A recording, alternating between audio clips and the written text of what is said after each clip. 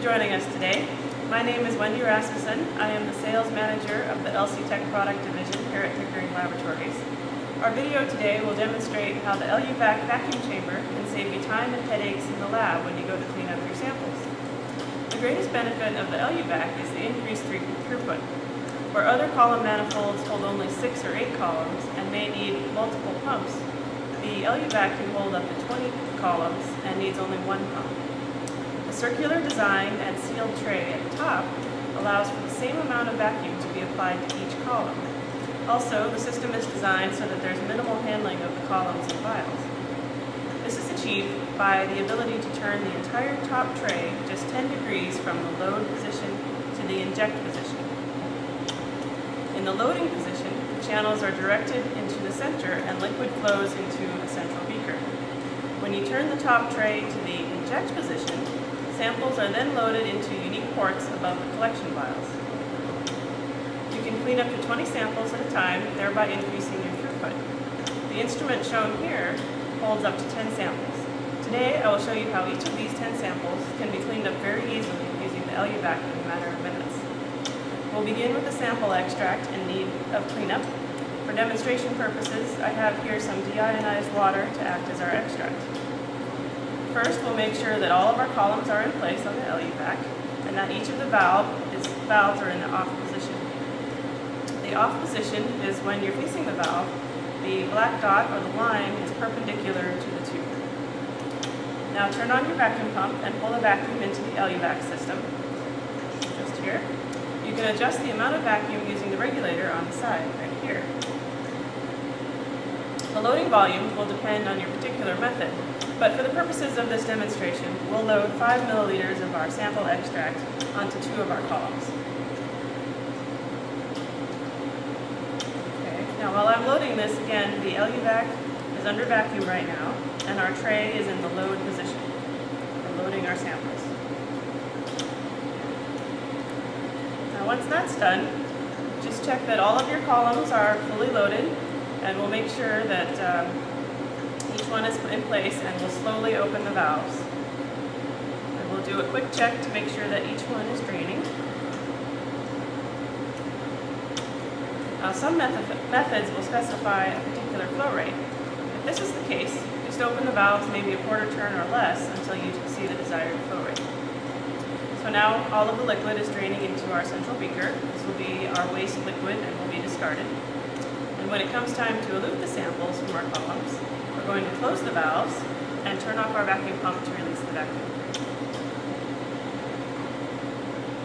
Now we want to release the vacuum at this point because, again, we want to turn this entire tray from the load to the inject position. And in the loading position, the channels, the liquid is drained into the center beaker and goes down in the center. And then when you turn the top tray to the inject position, the samples then get loaded into each unique port and into the vials below. So let's do that. So once the vacuum is released, we can now lift the tray and turn it just 10 degrees, like so.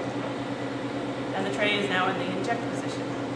And if you think of your sample as being ready to inject onto the HPLC system, that's a good way to remember the names of the positions. So now we're ready to elute our samples into our collection vials. We'll load, again, 2 mils of eluting solution. There we go.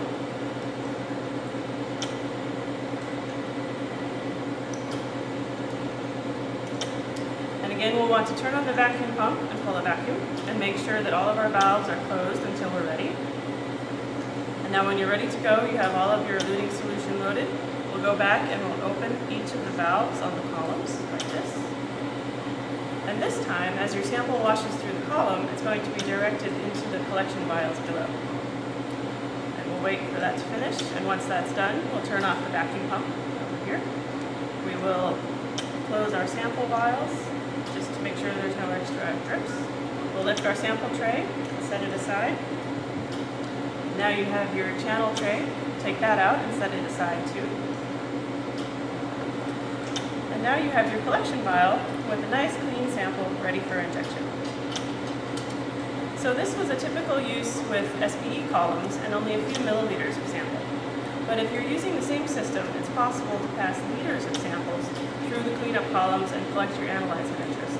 We simply replace the beaker in the center, like so, with this central tube, and now when your waste solution drains out, it will drain through the bottom and into a large bottle which we place between the Eluvac and the vacuum pump. The large volumes of water will be collected in this bottle, and the fraction containing your analytes can be collected in 16 milliliter vials such as this one, which you can then place inside the Eluvac. This feature allows you to match the sizes of the collection bottles with the volume of your sample.